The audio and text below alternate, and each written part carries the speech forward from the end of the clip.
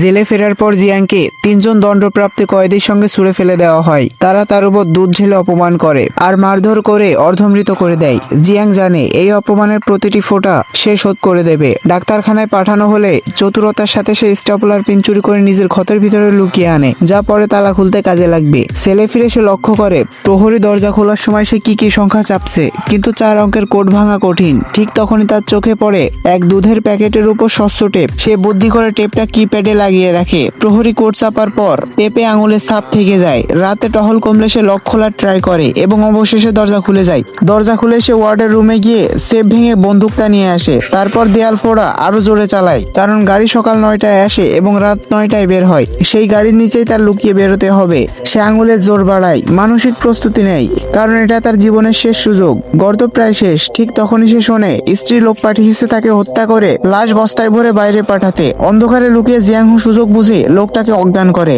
আর নিজেই লাশের বস্তার ভিতরে ঢুকে যায়। গাড়ি যখন জেল থেকে বের হয়, জিয়াং সফলভাবে জেল থেকে বেরিয়ে আসে। বোনের বিয়ের অনুষ্ঠানে যখন বস্তা খোলা হয়, তখন সবাই হতবাক হয়ে যায়, কারণ ভেতরে অন্যজনের লাশ ছিল। ঠিক তখনই জিয়াং বন্দুক হাতে এসে দাঁড়ায়। সে গর্জে ওঠে, আজ তোমাদের প্রতিটি অন্যায়ের বিচার হবে।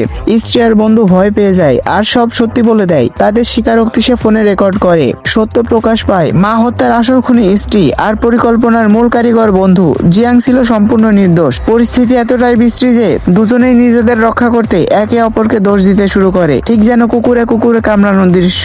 ভিডিওটি ভালো লাগলে একটি কমেন্ট করো আর চ্যানেলে নতুন হয়ে থাকলে চ্যানেলটি সাবস্ক্রাইব করে সঙ্গেই থাকো।